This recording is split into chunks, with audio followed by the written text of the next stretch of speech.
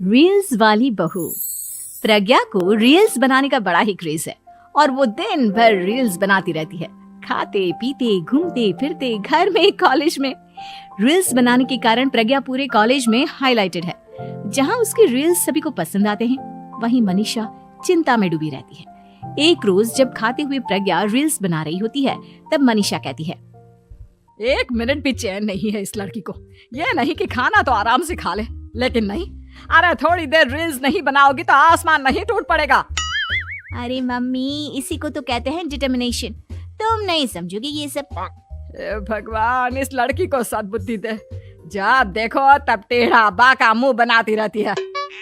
मनीषा की बात का प्रज्ञा पर जरा भी असर नहीं होता और वो खाते खाते रील्स बनाती रहती है। दिन बीतने लगते हैं और देखते देखते प्रज्ञा का कॉलेज भी खत्म हो जाता है। आए दिन कोई ना कोई मनीषा को प्रज्ञा की शादी करवाने का सुझाव दे जाता है। सब ठीक ही कहते हैं, प्रज्ञा की शादी कर देनी चाहिए। अपने घर के काम काज में व्यस्त हो जाएगी तो खुद ही ये रील्स और नाच गाना बंद हो जाएगा। मनीषा और प्रेम प्रज्ञा के लिए एक अच्छा लड़का ढूंढने लगते हैं और तभी विकी का रिश्ता प्रज्ञा के लिए आता है, जिसने प्रज्ञा को उसकी रील्स देखकर पसंद कर लिया था। अगले दिन विकी अपने माता पिता के साथ प्रज्ञा के घर पहुंच जाता है और प्रज्ञा साड़ी पहने हाथों में चाय की ट्रे लिए उनके सामने आती है। जब विकी को पसंद है तो हमें भी बहू पसंद है। बहन जी, आप बारात की तैयारी कीजिए। एक बार लड़का लड़की अकेले में बात कर ले तो अच्छा रहेगा। हाँ हाँ, क्यों नहीं। मनीषा विकी को प्रज्ञा के कमरे में भेजती है, जहां प्रज्ञा पहले से ही रील्स बना रही होती है। तभी विकी कहता है, आ गए आपके साजन जी। हमारे साथ ये रील्स कंप्लीट करती तो और भी अच्छा रहता। अच्छा जी, अब आ ही गए हैं तो बना ही लेती हूँ आपके साथ। दोनों मिलकर रील्स बनाते हैं। जब वी मीट और तुरंत पोस्ट भी कर देते हैं। फिर विकी कहता है, जब आप साड़ी में चाय लेकर आए तब मुझे लगा कि कहीं मैं गलत घर में तो नहीं आ गया। अब सही है। दोनों की शादी पक्की हो जाती है और शादी के दिन भी प्रज्ञा रील्स बनाने से चूकती नहीं। यहाँ तक कि बारात के समय भी नाचते हुए रील्स बनाती है। सभी लोग प्रज्ञा की तारीफ के पुल बांध देते हैं और प्रज्ञा नाचती गाती अपने ससुराल चली जाती है। सब कुछ अच्छा चल रहा होता है। प्रज्ञा यहाँ भी दिन भर हर चीज की रील्स बनाती रहती है। लेकिन कुछ दिनों के बाद जब सुनीता कहती है, बहू, ये रील्स के साथ साथ कुछ काम भी कर लिया करो। वैसे तुझे और क्या क्या बनाना आता है? मम्मी जी, वैसे तो सब कहते हैं कि मैं सब कुछ अच्छा बनाती हूँ, लेकिन मुझे लगता है कि मैं मैगी अच्छा बना लेती हूँ। हाँ, कॉफी भी अच्छा बना लेती हूँ और मुंह तो सबसे अच्छा बना लेती हूँ। हैं? अच्छा अच्छा।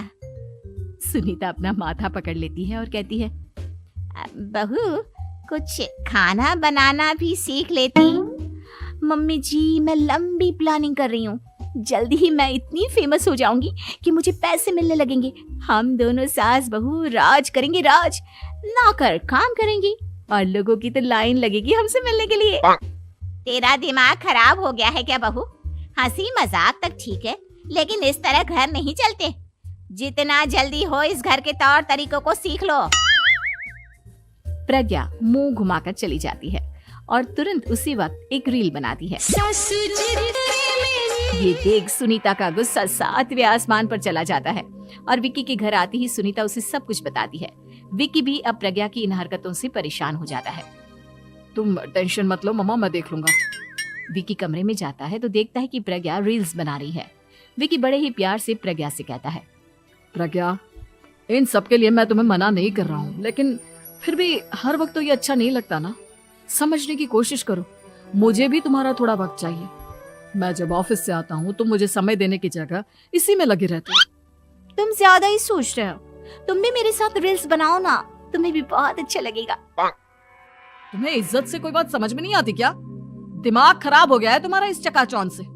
अगर तुमने अपना रवैया नहीं बदला तो मैं तुमसे दूर चला जाऊंगा। तुम ही रिश्ता लेकर आए थे, मुझे लड़कों की कमी नहीं थी और ना आज है।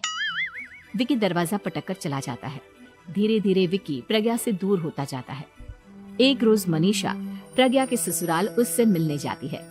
तब सुनीता उससे कहती है, बहन जी, अब आई हैं तो कुछ दिन यहाँ रहकर जाइएगा, आप ही का घर है। हाँ मम्मी, बहुत दिन हो गए तुम्हारे साथ एक भी रील नहीं बनाई मैंने। प्रज्ञा तुरंत अपने फोन में रील्स ऑन कर लेती है। मेरी माँ के बराबर ये सब मुझसे नहीं होगा। तेरा ये भूत अभी तक नहीं उतरा क्या? बहन जी, आप कुछ कहती नहीं क्या इसे? जब आप ही कुछ नहीं कर पाई तो मैं कर ही क्या सकती हूँ। सास तो वैसी ही बदनाम है। शाम को घर की लाइट चली जाती है और मनीषा प्रज्ञा से कहती है, मेरे घुटनों में बहुत दर्द हो रहा है, तू लाइट का कुछ इंतजाम करना बेटा। अच्छा, कैंडल जला देती हूँ मम्मा। प्रज्ञा गाते हुए कैंडल जलाती है और खिड़की के पर्दे के पास रख देती है। मनीषा, जिसे बहुत दर्द हो रहा है, वो सो जाती है और प्रज्ञा हमेशा की तरह अपने रील्स में लग जाती है। उधर कैंडल की वजह से पर्दा आग पकड़ लेता है और मनीषा के कमरे में आग लग जाती है। बचाओ, कोई है, बचाओ।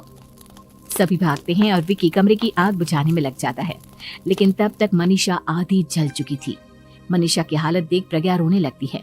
विकी मनीषा को तुरंत हॉस्पिटल ले जाता है और उसे एडमिट कराता है।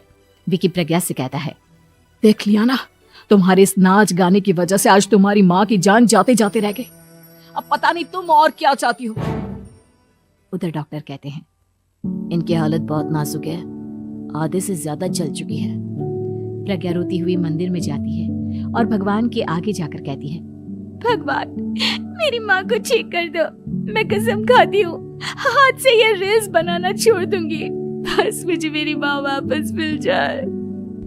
2 दिन बीत जाते हैं और मनीषा खतरे से बाहर आ जाती है। पेशेंट अब ठीक है, आप लोग उनसे मिल सकते हो। सब कोई मनीषा से मिलता है और प्रज्ञा सबके सामने अपना फोन तोड़ देती है। मुझे माफ कर दो मम्मा, मैंने तुम लोगों की बातों को नजरअंदाज किया। बेटा, कोई भी चीज जरूरत से ज्यादा खराब है। मैंने तुम्हें रील्स बनाने से कभी मना नहीं किया, लेकिन हर वक्त एक ही चीज तो सही नहीं है। मैं समझ गई हूँ मम्मा, आई एम सॉरी। प्रज्ञा उस दिन से रील्स बनाना छोड़ देती है और पूरी तरह से अपने घर में लग जाती है।